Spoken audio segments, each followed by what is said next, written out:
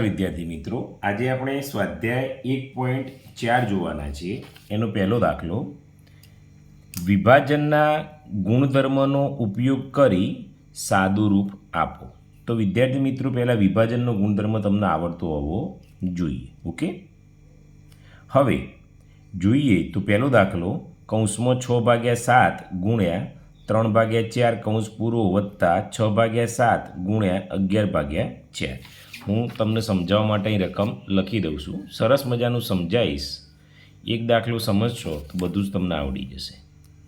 ચલો, હું લાલ બોલ પેનથી લખું અત્યારે. ચલો, એ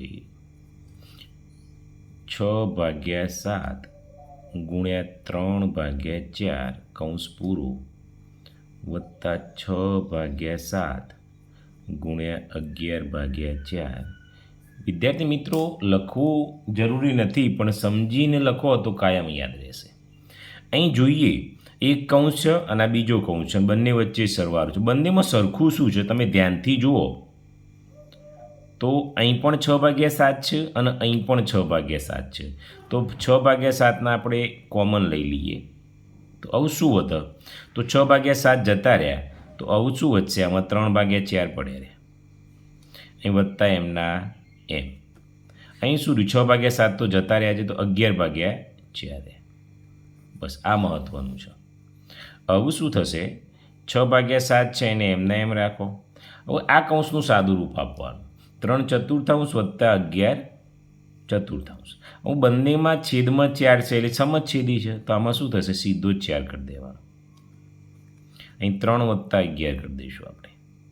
ઓકે, 6/7 એમના એમ આ ગુણ્યા 11 વત્તા 3 એટલે 11, 12, 13, 14/4. બસ અહીં છેદ ઉડતા હોય તો તમારે ઉડાડવાના છે, ના ઉડે તો આપણે લખી દઈશું. ટ્રાય મારીએ. ચલો, 6ના કયા ભાગ પડ્યું? 3 દુ 6. 14ના કયા પડ્યું? 7 દુ 14. આ 7 એમના એમ. 4ના કયા પડ્યું? 2 દુ 4. જોઈ, બગડું ગયું, બગડું ગયું, બગડું ગયું, બગડું ગયું, સાતડું ગયું, સાતડું. શું રહી ગયું? 3 રહી ગયું. તો આ શું વિદ્યાર્થી મિત્રો આપણો જવાબ છે? બોલો, આવડે કે ના આવડે? એકદમ ઇઝી આવડે. ચલો બીજું જોઈએ. બસ બધા દાખલા આ ટાઈપના હશે. બીજું, 2/9 7/2 વત્તા 2/9 5/2. હવે આ બંનેમાં તમે જુઓ તો શું સરખું છે? તો 2/9 સરખા છે તો બરાબર 12 લઈ લો. જે વધારે લખી દઈએ તો 2/9 ગયા એટલે શું રહ્યું? 7/2 વત્તા 2/9 નીકળી ગયા એટલે શું રહ્યું? 5/2. ઓકે, હવે વિદ્યાર્થી મિત્રો 2/9 એમના એમ રાખીશું. બંનેના છેદ સરખા છે એટલે 2 લખી દઉં, કૌંસ આપી દઉં. 7 વત્તા 5 તો 7 વત્તા 5. 2/9 એમના એમ ગુણ્યા કર 7 ને 5 12 અને 2 એમના એમ. આવું 2ના ભાગ ના પડી એમના એમ રાખો. અહીં 12ના પડશે તો કયા પાડીએ? 3 ચોક 12. બરાબર છે. આ 9ના પડ્યું 3 તરી 9. 2ના પડ્યું તો ના એટલે એમના એમ. ચલો, 2 ગયા, 2 ગયા, 3 ગયા, 3 ગયા. ઉપર કેટલા વધ્યા? 4. નીચે કેટલા વધ્યા? 3. તો કેટલો જવાબ આવ્યો? 4/3. કોઈકના મનમાં થાય સાહેબ આ તો અશુદ્ધ અપૂર્ણાંક છે, આગળ જવું હોય તો કંઈ નહીં, એનો મિશ્ર અપૂર્ણાંક 3 એમના એમ. 3નો ઘડિયો બોલવાનો. 3 એકા 3 3 દુ 6 વધી ગયા તો 3 એકા 3 4માંથી 3 જાય એટલે 1. એટલે કેટલો આવ્યો? 1.1/3 જવાબ આવ્યો. બરાબર, આ રીતે ગણવાનું છે. ચલો ત્રીજો જોઈ લઈએ. ત્રીજા દાખલામાં તમે ધ્યાનથી જુઓ તો બાદબાકી આપેલી છે તો કંઈ વાંધો નહીં, આપણે બાદબાકી ગણી નાખીએ. 4/5 ગુણ્યા 13/4 પહેલો કૌંસ પૂરો ઓછા 4/5 ગુણ્યા 3/4 આ બીજું પૂરો. બંનેમાં શું સરખું છે? તો 4/5 તો એ કોમન લઈ લીધા. શું પડ્યું રહેશે અહીં? 13/4 ઓછા એમના એમ અહીં શું પડ્યું રહેશે? 3/4. 4/5 એમના એમ. 13માંથી 3 પછી કાઢીએ, અહીં 4 મૂકી દઈએ, છેદમાં સરખા છે, તો 13 - 3. ઓકે, તો 4/5 એમના એમ. 13માંથી 3 જાય એટલે આપણને ખબર પડે 10 વધે, નીચે 4 એમના એમ. અહીં તો ડાયરેક્ટ ઉડશે, 4 4 ઉડી ગયા, 5 દુ 10. તો કેટલો જવાબ આવ્યો? તો ત્રીજા દાખલામાં જવાબ આવે છે 2, વિદ્યાર્થી મિત્રો. ઓકે, ચલો ચોથો લઈ લઈએ, જગ્યા જ આવી જશે.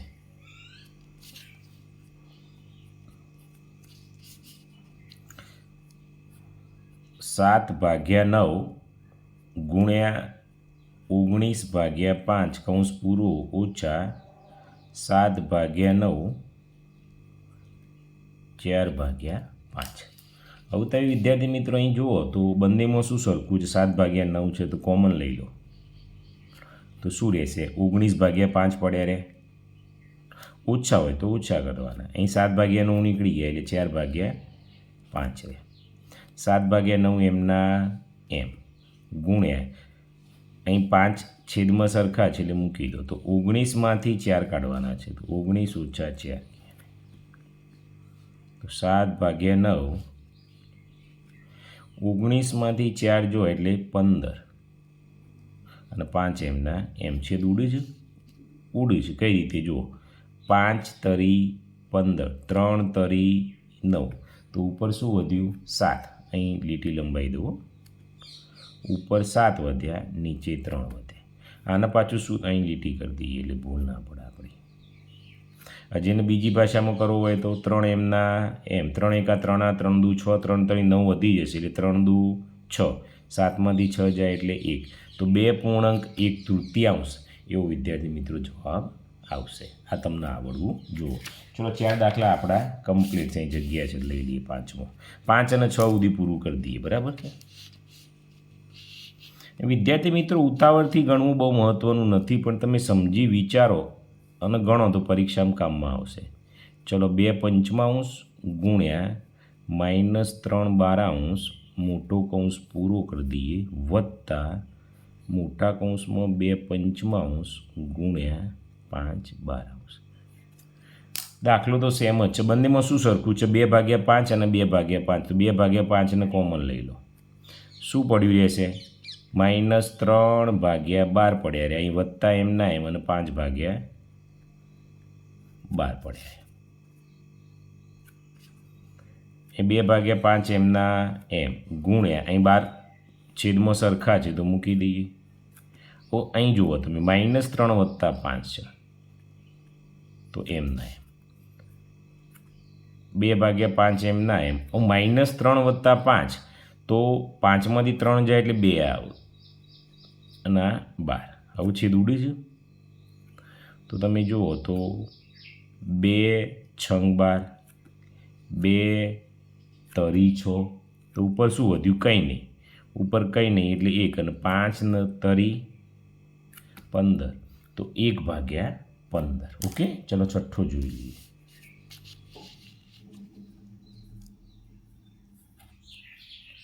-9/16 ગુણ્યા -3/9 વત્તા 9/16 ગુણ્યા 4/12. ઓકે, તો અહીં વિદ્યાર્થી મિત્રો જોઈએ આપણે તો શું સરખું છે? તો 9/16 કોમન કાઢી દઈએ તો શું રહેશે એમાં? તો -3/9 રહેશે વત્તા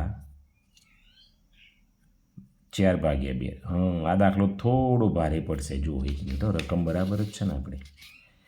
9/16 3/9 16 4 12. ઓકે, બરાબર છે. હવે અહીં તમે જુઓ, અહીં 9 છે, અહીં 12 છે, અહીં લોચો પડી ગયો. કેમ? તો છેદ સરખા નથી. તો જો આવું આપણે અહીં છેદ ઉડાડવાનો ટ્રાય કરીએ. 9/16 અહીં છેદ ઉડ્યું, જુઓ 3 તરી 9, તો ઉપર શું છે? કંઈ નહીં એટલે 1 - 1, નીચે 3 વધે વત્તા 4 તરી 12, ઉપર કશું નહીં એટલે 1 અને નીચે 3 વધે.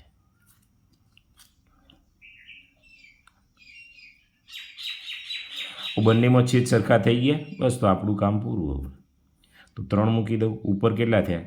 -1 + 1. ખ્યાલ આવે? 9 / 16 એમના એમ ગુણ્યા -1 + 1 એટલે 0 થઈ જાય. ના 3. અને કોઈ પણ સંખ્યાનો 0 સાથેનો ગુણાકાર આપણને ખબર છે 0 આવે. એટલે અહીં શું આવશે વિદ્યાર્થી મિત્રો?